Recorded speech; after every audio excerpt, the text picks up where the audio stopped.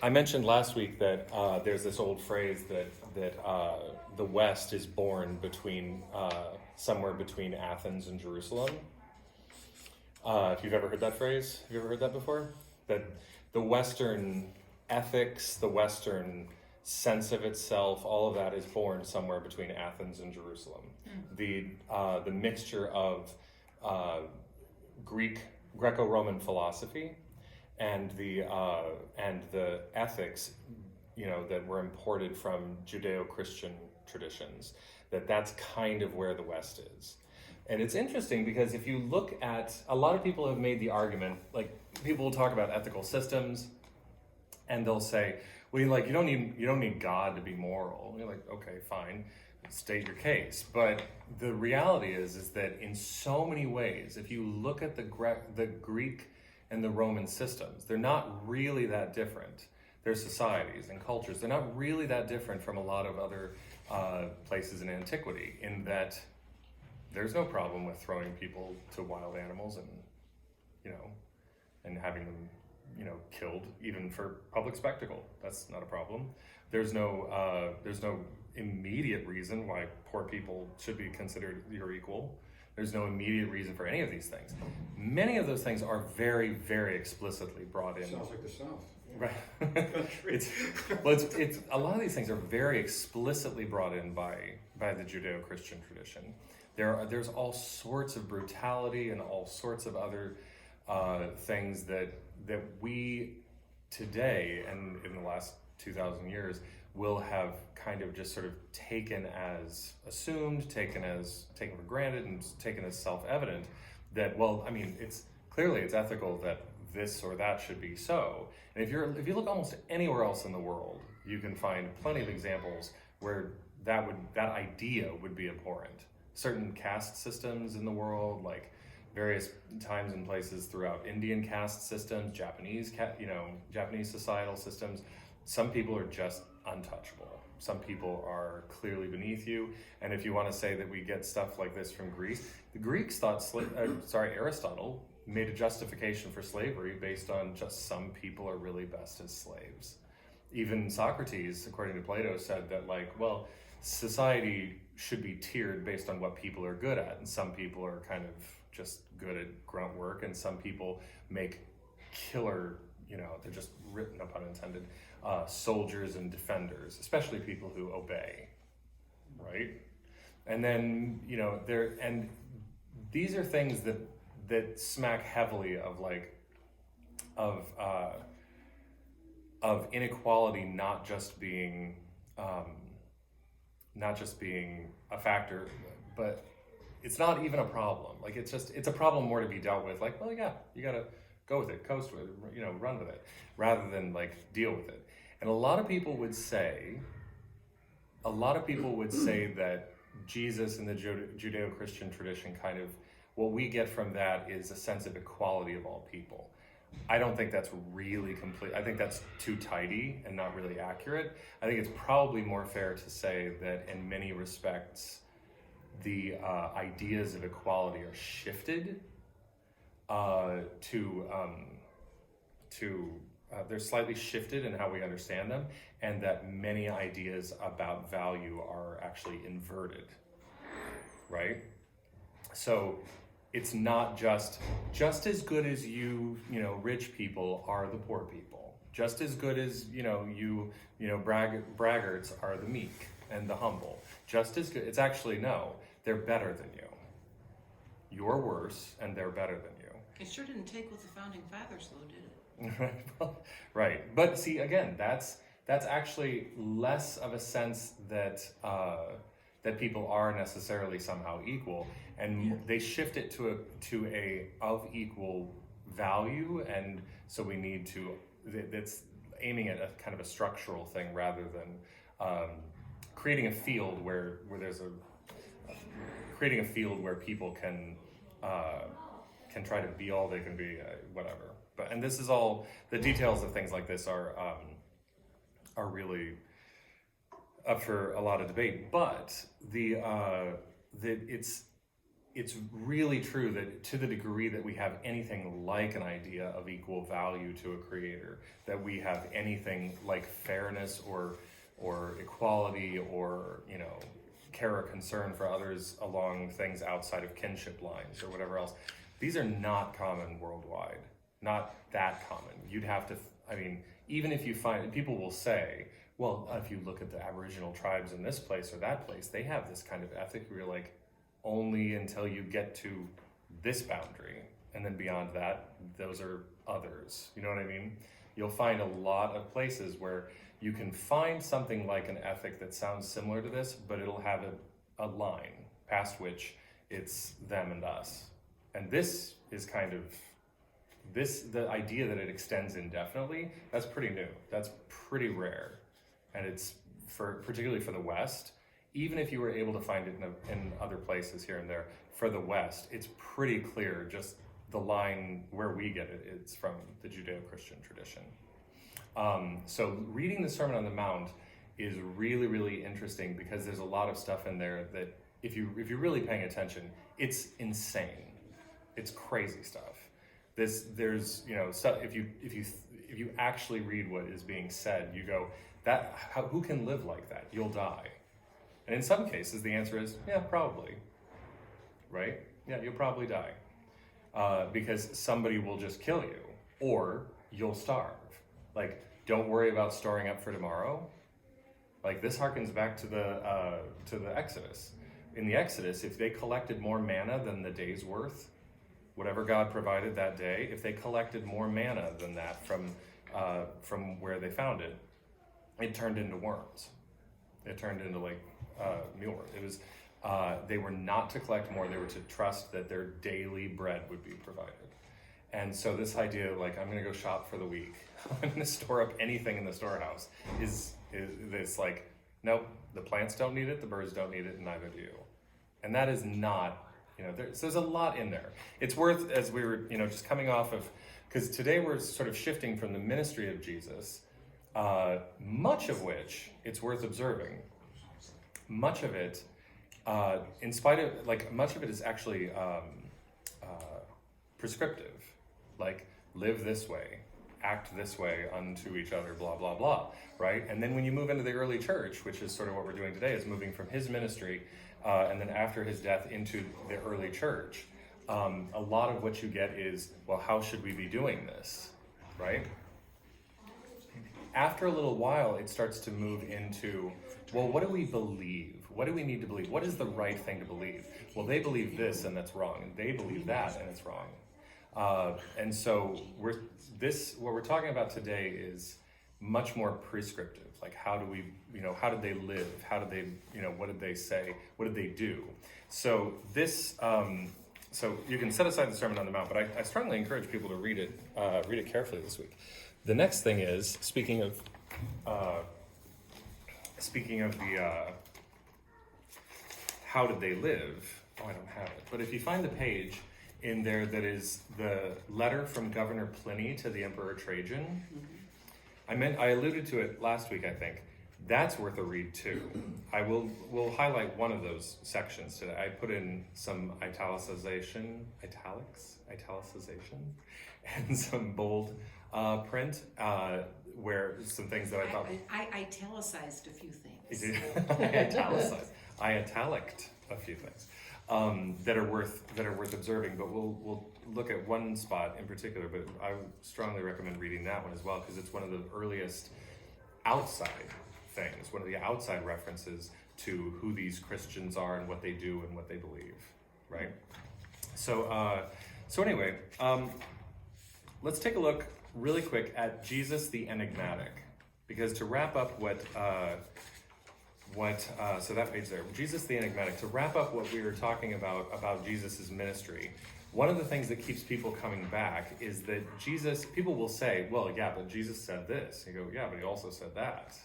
So it's very interesting and tricky to even try to reconcile in the Gospels some of the things that Jesus said, and understanding that like many of these things, if they trace back to Jesus and his ministry, it makes it a much more complicated field to navigate. So Because from these sayings, people tried to figure out who he was, right? So people say, well, he's the third person, the second person in the Trinity. He is God, and he says let's see, he who has seen me has seen the Father.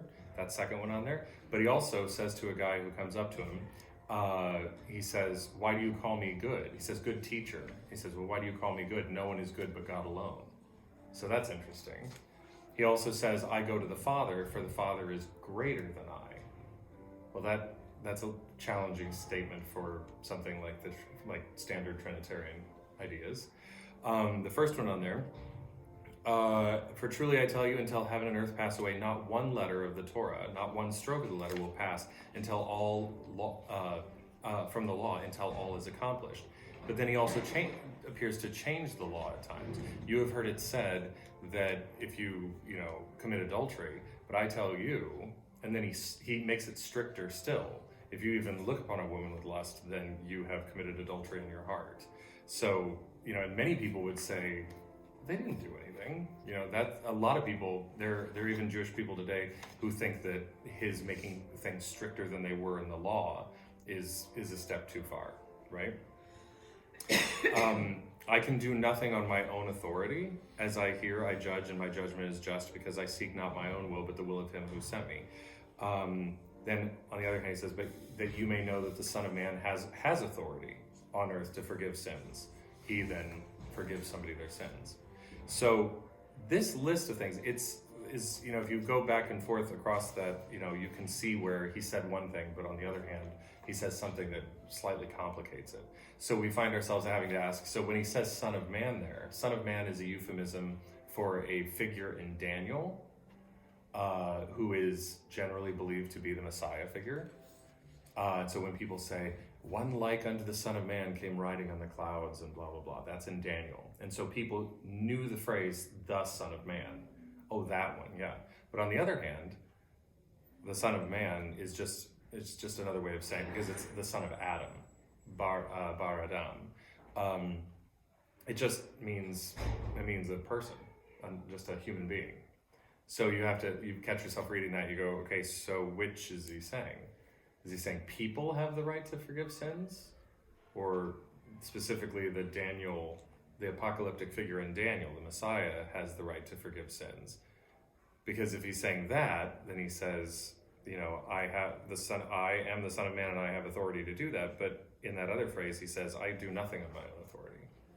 So it's really, really tricky, and this is why there's a whole field of biblical scholarship and exegesis, and people poring over these things over and over and over again, and literally 2,000 years of people, poring over these scriptures and doing interpretation and stuff like that.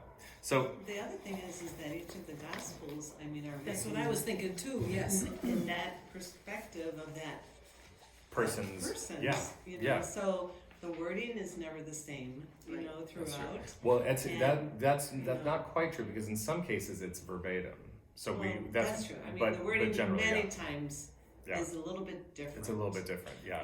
Or the perspective is a little bit different. But did that happen in translation? Right. Or did it happen back then? Or did Generally speaking, yeah, it's true.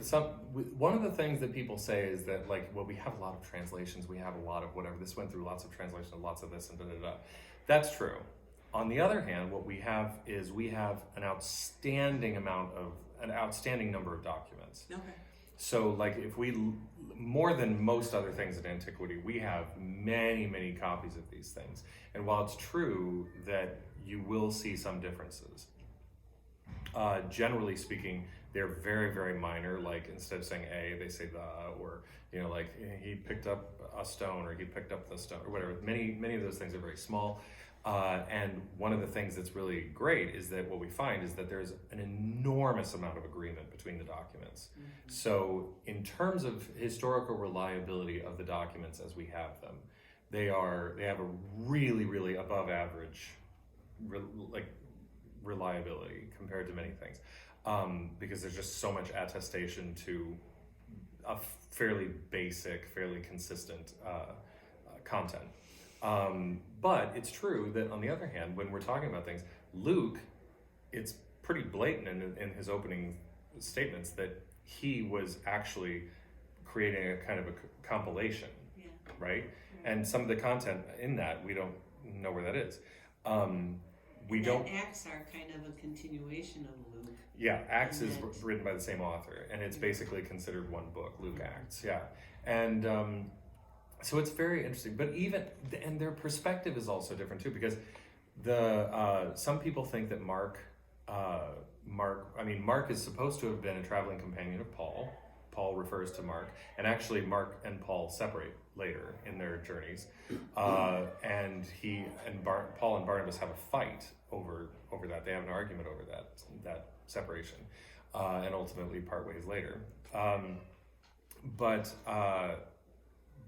he also also apparently was a traveling companion of Peter, and Mark is, according to the early church, Mark is thought to be like there's an early attestation by somebody I'm kind of a geek over, named Papias of Hierapolis, who says that basically Mark wrote down Peter's anecdotes, and not in any particular order, but that he basically compiled. I mean, so you could say like Mark basically is Peter. It's just written down by Mark, right? But like Mark's really interesting. If you look at the earliest, Mark's the earliest as far as anybody can tell, and it's pretty commonly believed that Mark is the earliest. But here's the interesting thing is that like Mark being the earliest it says, "This day have I begotten you." It starts with Jesus's baptism, not his birth, and it says at his baptism, "Behold my son in whom I am well pleased. This day have I begotten you." Matthew and Luke are later, and they have birth narratives that Paul, who's the earliest letters, seems to have no knowledge of. He doesn't speak about Jesus' birth or anything. John is for Paul, who's the earliest. He seems to really put a lot of Jesus's his coming to fruition and becoming who he was at his crucifixion and resurrection. Then Mark would be next, and it's moved back to his baptism. Then Matthew and Luke are next, it's moved back to his birth. John is the last to be written, and it starts at the beginning of everything. In the beginning was the Word, and the Word was with God, and the Word was God, and the Word became flesh and dwelt among us. So Jesus is there at the beginning of time, right? She just have a dour look on her face and kind of, what's going on in here? No, it was more like, am I missing out on anything? Right. So it's very interesting. And before long, like I said, a lot of these sort of prescriptive, be this way, do this, live this way, gradually turns into, well, what is it we're supposed to believe? And it becomes actually about belief. And because people have beliefs, we think we're splintered now among different, why can I not think of the word? Denominations. There were quite a few early sects, early denominations in the Christian church. So let's take a look at the beginning at the top, the way. So the Didache is a late first century document. It was a teaching tool. It was a teaching manual in probably the Syrian Christian church, so just a little north of Palestine, and it was an early center of Christianity, and probably had a fair amount in common with the Christianity further south, compared to, this is something we'll discuss a little bit today and more later, compared with what we then begin to understand to be Pauline Christianity. And there are many people who would vociferously defend that there is no difference. Jesus is in complete agreement with Paul, and Paul is in complete agreement with Jesus, and Paul is in complete agreement with James, and blah, blah, blah. There is no difference. If you think there's a difference, you're just inserting that into the text. I think even the text is pretty clear that there were differences. Paul makes it explicit. And so this question of, where these differences were, it does look like the Didache probably has some, some greater similarity to early Jewish Christianity than it did to later Gentile Christianity. But it is not a particularly Jewish document. It's not for Jewish people. This is probably a little further north for anybody who comes, right? This is just an instruction manual. And it says there are two paths, one of life and one of death, and the difference is great between the two paths. And it's the Didache is well worth a read. Jesus' resurrection appearances and his instruction to go out and make disciples of all nations reignite this kingdom and gospel ministry in the disciples, who initially were super dejected, like, what are we going to do? And even struggled in the wake of these appearances. It says, that still there were some who doubted, right? Even after the appearances, they would say, you'd hear them say things like that. The term Christian actually makes very little appearance in the Bible, which is why this is titled The Way, because the first Christians they called themselves followers of the way. And I mentioned this early on. Somebody made the comment, I thought it was very interesting, that the word Torah can actually be translated as the way. It's usually translated as the teaching, the instruction, or the law. But it can actually also be more comprehensively called the way. And so I find that kind of interesting. But yeah, they called themselves followers of the way. The term Christian appears to have been used primarily by non-Christians to refer to these followers of the way, and it was first used in Antioch in Syria. And it was not a non-Judaism. It was not yet a largely Gentile religion, in contrast to Judaism, which it kind of became later. The tribes, the apostles, the disciples, they continued to go to synagogue. Early Jewish Christians continued to worship alongside their fellow Jews in synagogue, and they continued to do all of these things. People in Jerusalem continued to go to the temple, things like that. And the original chosen disciples were, again, remember, chosen to represent the 12 tribes, right? So there were 12 disciples representing 12 tribes. There was a big idea, and you run into this if you read carefully at the beginning of a lot of the letters. It'll say to the people, or to the Jewish people, or to the brethren of the dispersion, of the diaspora. Many of these letters are going out to people that, there's still this hope that there will be an ingathering of the dispersed Israelites.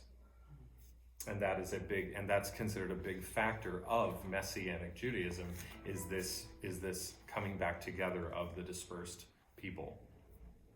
And it's interesting to observe also that one of the early centers of Christianity was in North Africa. Big center around Egypt, and as you go further, some of the early church fathers, some of the great early church fathers were North Africans. Places around like Carthage and things that we would think like Libya and Tunisia maybe. Anyway, these is it Tunisia? No, what's the one that sticks out a little bit? Is that Tunisia? Yeah, Tunisia sticks out. So Libya and these countries in the north, some of the early great I think it's Libya that is. You guys have all heard of Saint Augustine. Mm-hmm. Right, he's a North African church father. He was super famous, made a huge dent in Christian orthodoxy for a long time, for centuries and centuries.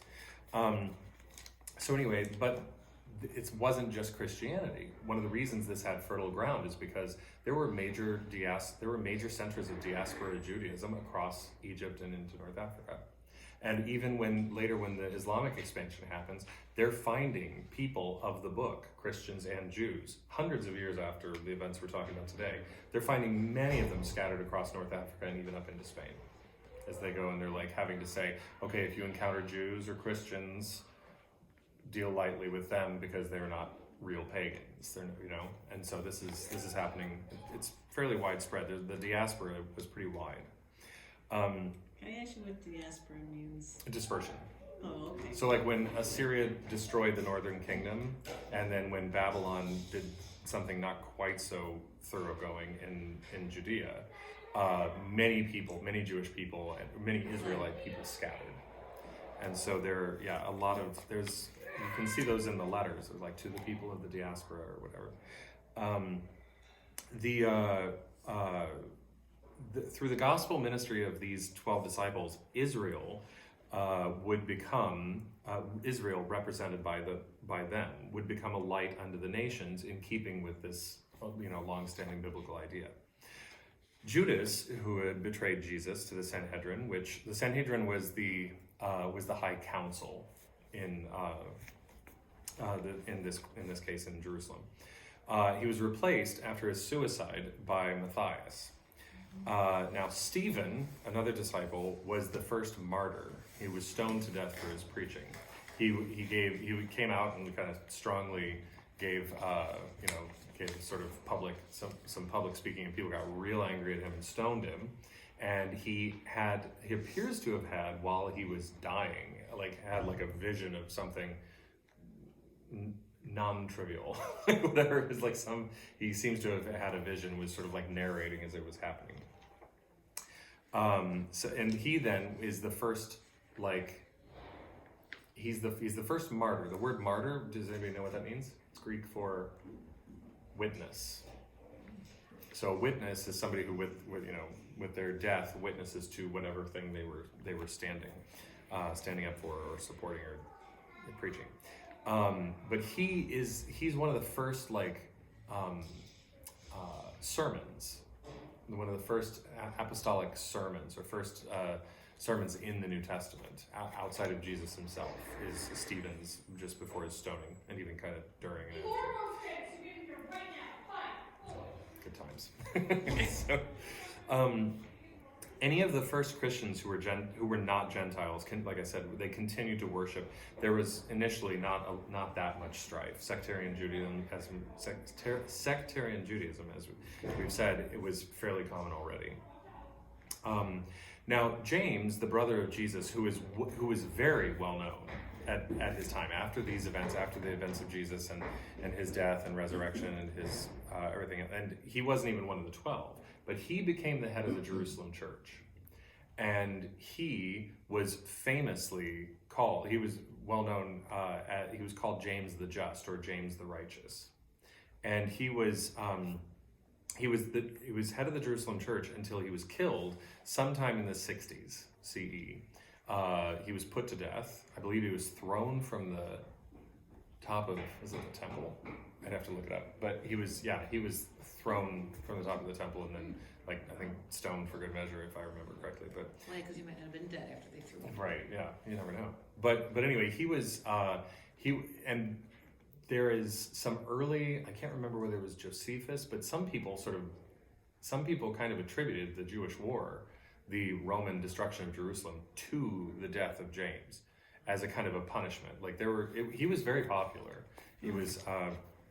But what's very interesting is that this seems the leadership of the church seems to follow in Jesus's family rather than according to the disciples. James was not one of the 12, to the best of our knowledge, and he was he was in charge of the Jerusalem church. Simon Peter was also there, but he doesn't appear to be in charge, but he is called one of the pillars. And then after James, Simeon is given leadership of the church, who is called Simeon, son of Clopas. And Clopas is clearly in this loose, just this is Jesus's uncle, his mom's second husband, his mom's sister's husband. We don't know. It's not entirely sure, but a brother named Simeon is listed along with James and Jude. James, Jude, and Simeon. Is there another one? And some sisters are listed. So this is potentially a cousin, possibly a brother of Jesus that takes over after James. And then Jude, or Justus, which means the just, takes over after Simeon. And this one is very possibly the son of James. Or even maybe the third brother, because Jesus had a brother listed named Jude. So it's not entirely sure. We don't know, but these are family members. The Jerusalem church seems to be under the leadership of Jesus' family rather than any of the disciples or apostles. So that's a very interesting sort of thing. And they're always appealed to, are like when Paul has his kind of back and forth and needs, like wants to check with the people in charge, it's James. He always has to go to James. Is Jude the one who wrote the letter? That's we don't know. Possibly, it's sometimes attributed to him. So the though it's begun by rural Jews, this movement of Christianity quickly spreads to the Gentiles. Many of the disciples are believed to have traveled widely. I'll give you guys a thing about the traditional believed fates of the disciples and like what happens to them. I have a little chart of like so and so where they were believed to have gone, how they were. It's pretty grisly. It's pretty grisly stuff. Were they mostly killed? All of them except for John. It's kind of like the wives of Henry VIII. How does it? Yeah, it's kind of like that. It's like this person had all their skin peeled off. This person was put to death by. I mean, flaying was a pretty common one. What was it? This is it's real gross. Yeah, the sixth. Burned alive, beheaded, blah blah blah. Peter Died. Peter was. You must know this. Yeah. Peter, how was Peter put to death? By his own request, they crucified him. Okay. But upside down. He requested to be because he didn't feel himself fit to be crucified, die in the same fashion as Jesus. So they crucified him upside down. So very early on, oppression began by the established mostly Roman powers.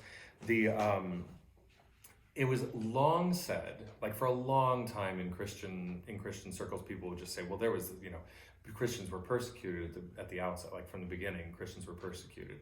And that's not false. It's not an accurate picture though, because the truth is that in many respects, Roman authority was pretty chill with different religions, especially if they were flexible religions.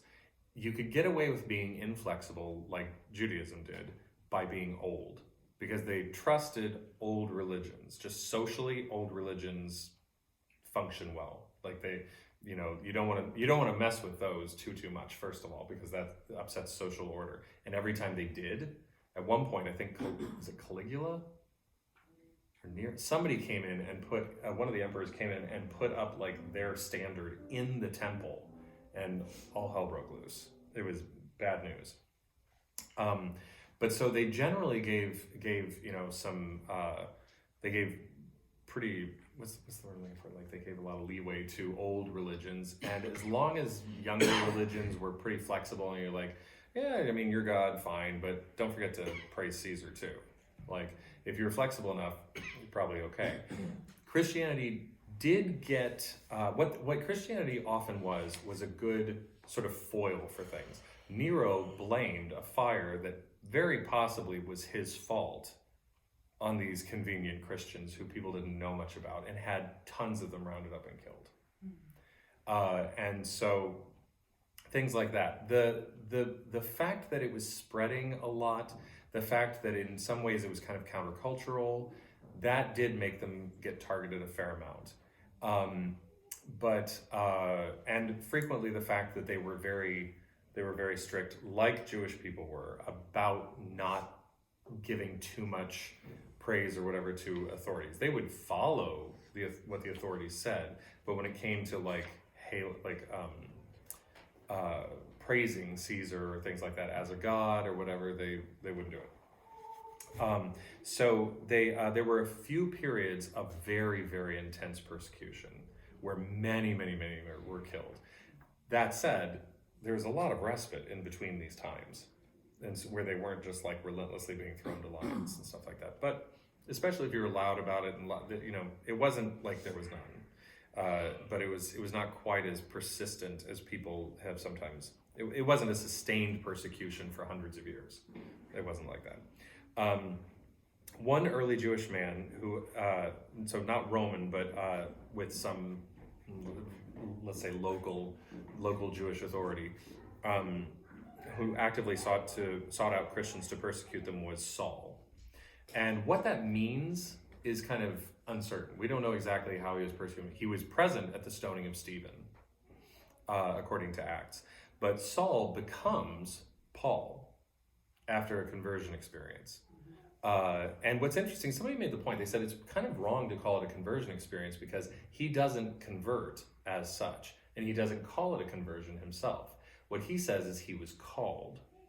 So he remains very steadfastly an observant Jew in his own right, a Pharisee by training, and he even makes a point of like identifying and laying out his Jewish credentials.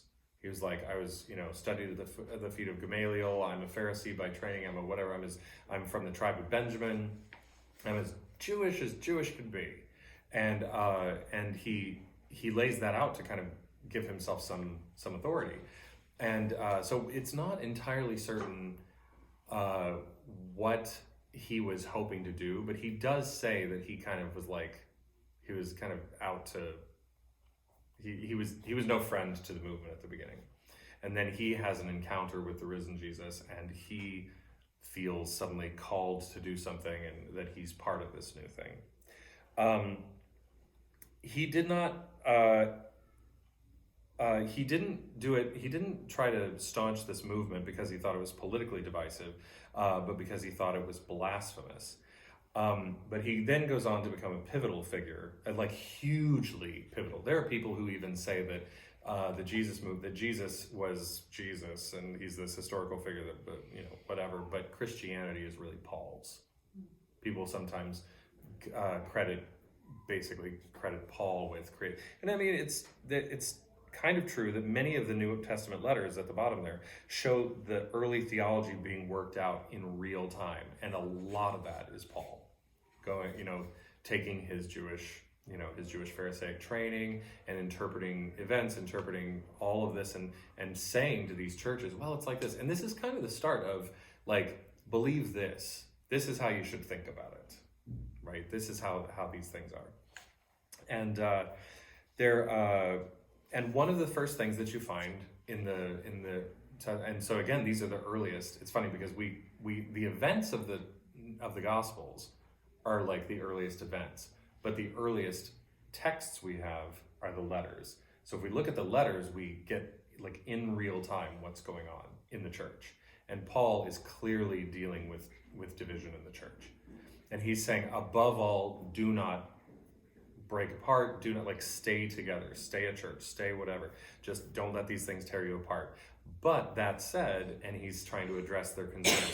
If they're telling you, if you're a Gentile and they're telling you that you have to be, circumcised, it'd be better for their ding dongs to be chopped off entirely. Like he actually says, I hope their knives slip and cut their bits off. He's like, don't let any one of these particular little things, one of these particular little customs, this is not what makes you part of the family or part of the fold or whatever else. It would be better to have, not have your junk. It's like, it's he has very strong language when he's addressing some of these early church divisions. So like, just how Jewish do you need to be if you're going to be part of this movement? And he has an argument. He calls out Peter to his face, and he says this in his letters. He goes, I called out Peter to his face in Antioch, and I told him, you say all of this to all these Gentile people, and you give this ministry to them and whatever else, and you eat with them. But the moment that missionaries, Jewish missionaries from the Jerusalem church show up, then suddenly you don't eat with Gentiles anymore. You eat with them, and that's not okay. What's up? I've been in here. I don't know. You go find her. You tell me where she is. She's really loud. Listen for her voice. So this idea. There she is. So he yells at me. He's like, so you're doing this, but he also says about himself that he's very flexible. He's like, I've become who I need to be for the purposes of this ministry.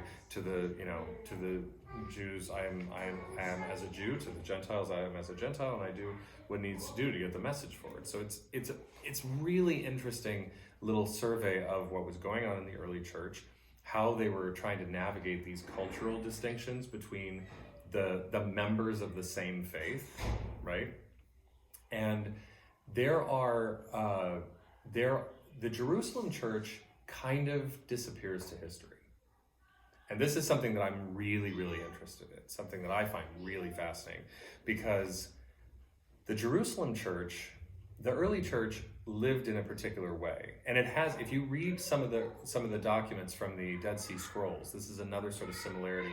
If they say like the community rule, there's a text called the community rule, and many of the things that they lay out, they live and eat communally in many respects. They do practice regular baptism and regular immersion, things like that. In fact, one of the things that Paul was doing in his ministry was taking up a collection to send back to the struggling Jerusalem church, because it's not exactly an easy time in Jerusalem at this point, but also like they're living communally, this idea of resources, right? So he's taking a collection to send back to them. So many of the churches that are planted, they start to live communally too. But when things get rough in Jerusalem, this church kind of moves around a little bit. They go north and then they kind of come back afterwards, and it's a little bit, but nobody knows exactly what happens to them. They kind of seem to get some people think that some of what become known as fringe groups, because people start to say, well, this and that, and they're not really, they don't believe the right thing, and they don't believe the right thing, and they do.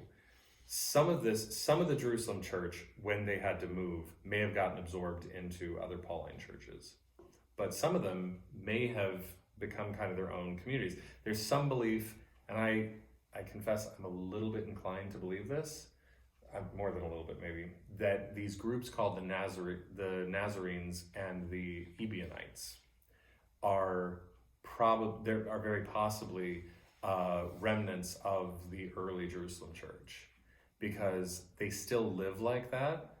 The Ebionites lived like that. They were not very keen on Paul, and they're vegetarian. They live communally, and their name, the Ebionites, the Ebionim, it means the poor ones. Blessed are the poor. We read it today, right?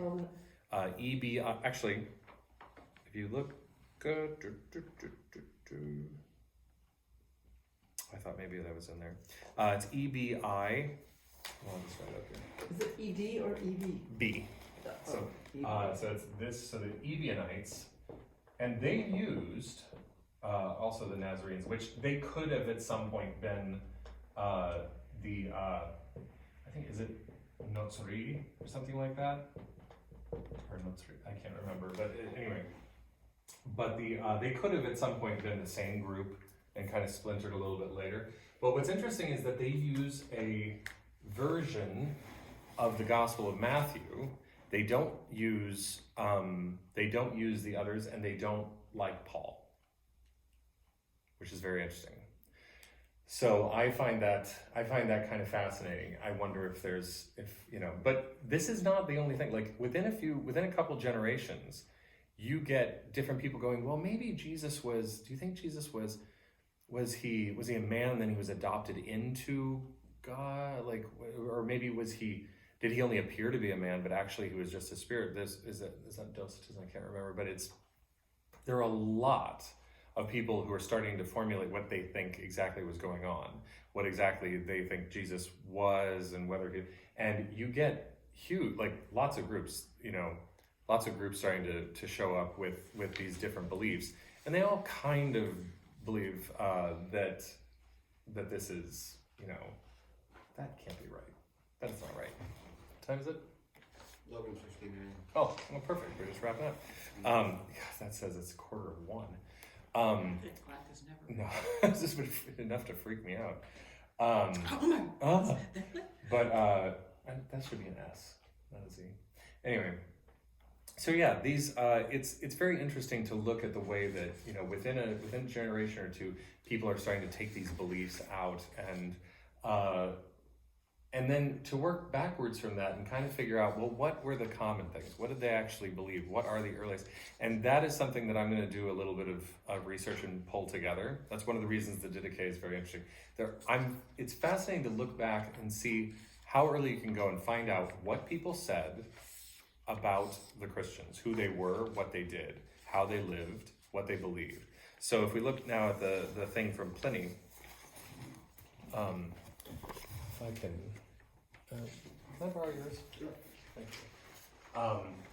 So you see in here, I got a question. yeah. Didn't all of the disciples believe the same thing?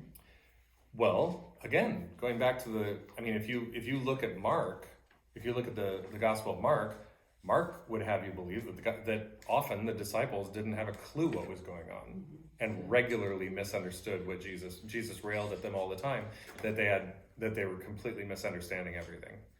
So, maybe after the fact, but it's after the resurrection and after the ascension, then maybe. But it was, there's a lot of there's just a lot. It's a fascinating field. But one of the things that I always try to do is I always try to go back as early as I can to see, what kind of things are fairly. And what I can find that's as straightforward as possible. But so Pliny says, if we look just at these things, What page are you on? this one here, it's right in front of you on the table, that one. So he writes to Emperor Trajan. He says, I'm kind of in doubt here about this matter concerning these Christians. I wonder if you could help me. He says, I've never participated in trials of Christians, so I don't know what offenses are we should be punished.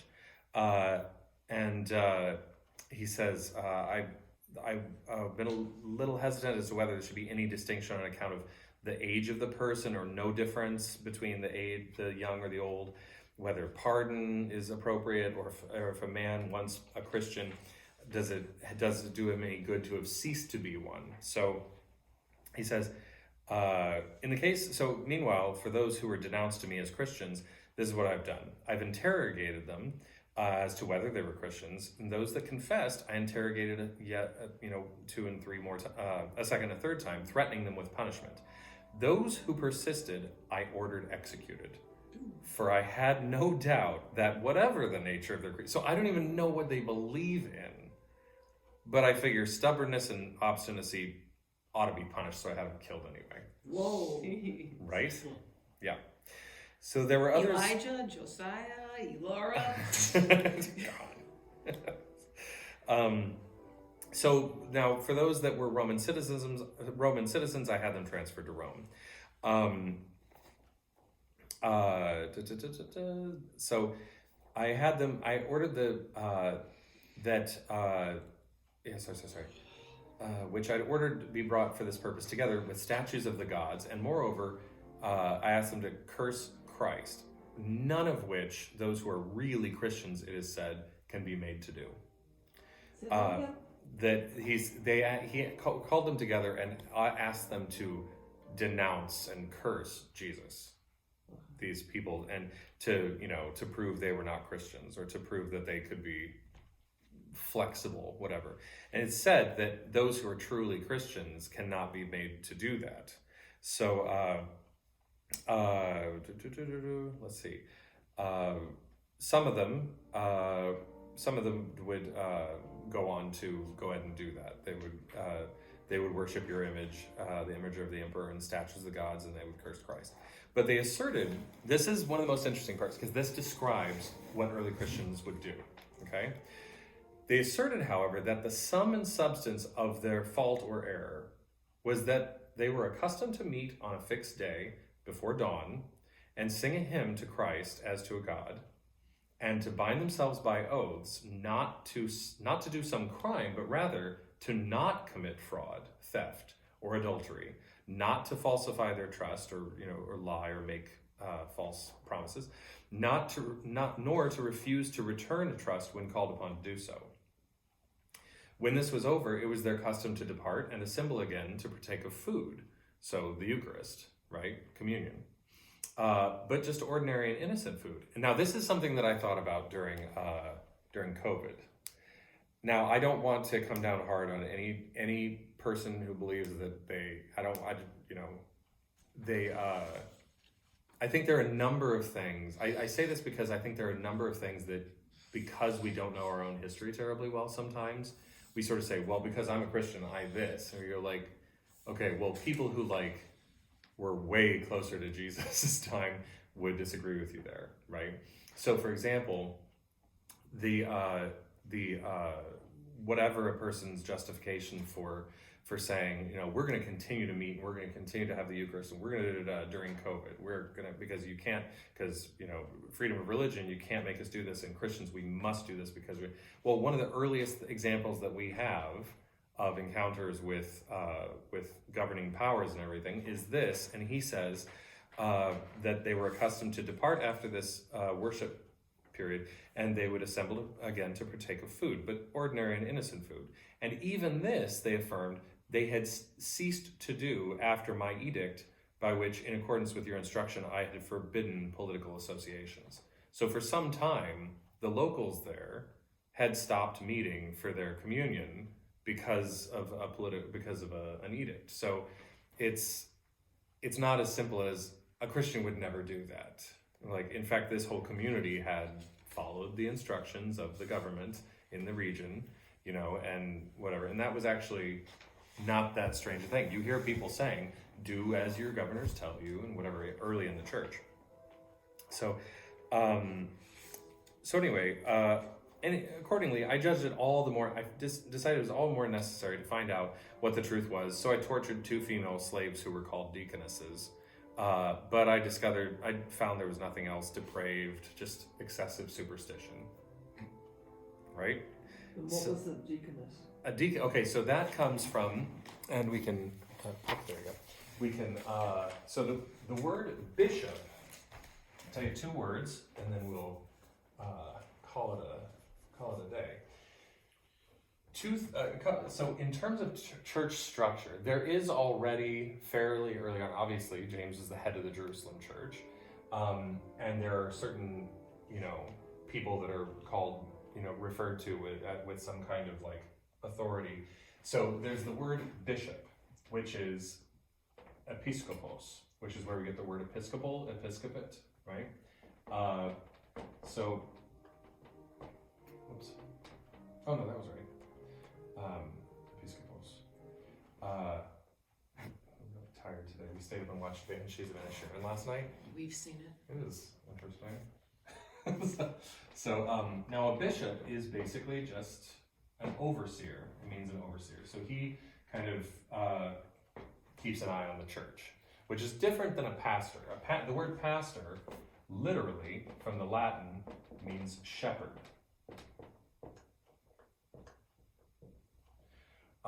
So an episcopos is an overseer for just a region or a church or a region or, you know, an area. Then the word diakonoi, diakonos, which is deacon, is a servant. So I feel like there was another. What was the other? Somebody just asked me about a word or something. So I was gonna tell you that word. So the diakonos, that would be like a deacon? Mm-hmm. So a deacon? Cardinal? No. No, that's later. We used to have the board of elders, the board of deacons, Mhm. and the board of, I had it before, elders, deacons, and trustees. Trustees, Mm. Trustees were the building, deacons were like communion, I think. Service. like the usher. Yeah, yeah. kind of people, Yeah, and right. elders were those that were the leaders of the church. Yeah, and this would be, Right? most of I this can't is, remember exactly. yeah, for that to be that formal, you're talking. I mean, that was in the much later. Constitution, then it got changed to Yeah. committees. Well, even having a constitution and having a building would be Yeah. unfamiliar in this. Now, I shouldn't say having a building, but like, let's say, for example, I mentioned the Essene Quarter last time.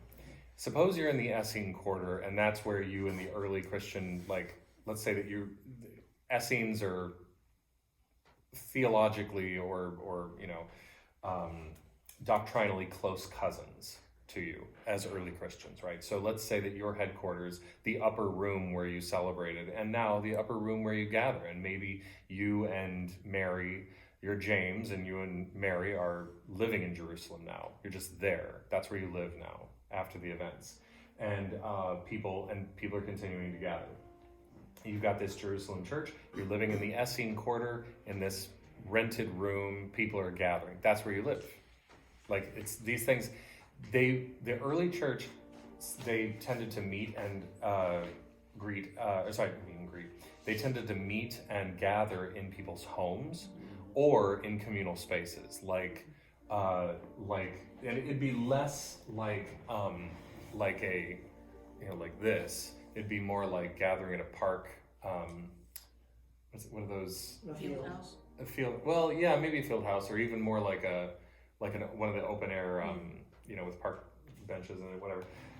You just gather in a place that is a local spot that you could gather, and so having and it was people. Yeah, it would. One of the early letters of Paul says, and some of you are, because like some of you are showing up early and eating all the good, drinking all the good wine, eating all the whatever, and like not saving anything for people. So he's like, you guys, this is not very thoughtful. Well, isn't that what you do? You got to get in line first if you want the good stuff. Right. And so, yeah, it's this sort of thing happens, like this structure. Oh, that was the other thing that I was going to say. As the first couple centuries of the early church is much looser in structure, and the women play a larger part. We don't have much in the way of any writings by any women, because many of them were probably illiterate, and they weren't. A lot of them sort of probably went about the business of ministering to people and not so much writing things down, whereas the men were going, oh, I'm going to write this down. But it sounded like that too. But they weren't respected. Who, the women? Yeah. Well, within the church, more so than maybe they otherwise would have been. But what happens when Rome starts to move into the Gentile world more, as it starts to fall, as it starts to begin to adopt, especially as it gets more acceptable, and then especially under Constantine in the early 300s, under Emperor Constantine, it not only gets kind of like a thumbs up from Rome, but gradually becomes adopted as the primary religion over time. And when that happens, Christianity then adopts a lot of Roman societal structures. Women start to get demoted again to second-class citizens, and structural hierarchies within churches begins to be much more pronounced, as opposed to just elders and elders and bishops who are really just respected people of some kind of apostolic authority. Like, well, Polycarp was Bishop of Smyrna, but why? Well, because he was a direct disciple of one of the Johns, right?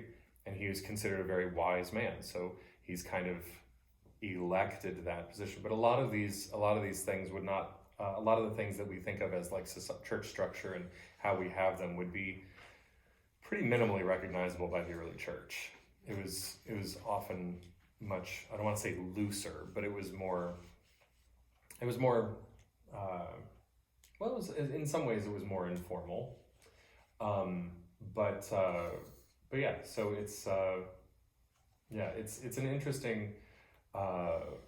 It's an interesting shift how it all changes, but it was wildly popular. It really kind of came in at like the ground, like a lot of people who were saying like, you are gathering up like spiritual treasure. There are a lot of like promises about like eternal life and things like this, and gathering up spiritual treasure. There's another one besides the Didache. I want to say read it, but it's a little bit long. I read it for Lent last year, and it's very, very interesting, because it was considered for inclusion in the Bible, but it was never included. And it's not that late a writing; it's still fairly early. It's believed that it might have been written by one of the early popes, a brother of one of the, like the third pope or something like that, Roman bishop, I should say. People really, it was widely used, really, really widely read and widely used. And even after people started to consider it, they were like, well, maybe it shouldn't be considered part of the canon. Maybe it shouldn't probably, be considered like really as authoritative as the Gospels or anything else. They were like, you should still use it though for instruction. It's very, very useful for instruction. And it's called The Shepherd, and it's by Hermas, who is believed to have been the brother of Clement, I think third or something, Pope, Bishop of Rome. Can I ask you a question about Yeah. the Pliny? So he is saying that he's not quite sure what to do with these people who, say they are Christians, but he finds that it's like excessive superstition, like those two women in that. So he's like, I don't know what to do. So then Trajan says to him, well, they are not to be sought out if they are denounced and proved guilty. They are to be punished. Mm-hmm.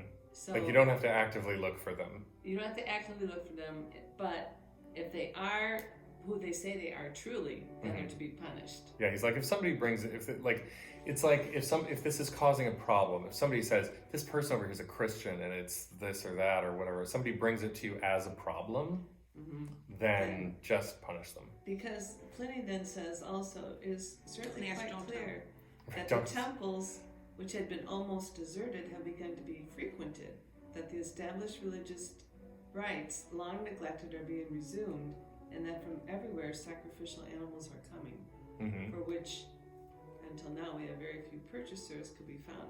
Hence it's easy to imagine what a multitude of people can be reformed if an opportunity for repentance is afforded. That's an interesting. So let me read he's that, saying because that's an that the interesting point. temples are now being revisited, people are coming back, but is he saying that those people that come back should be reformed into their Oh, okay. See, their worship of their gods versus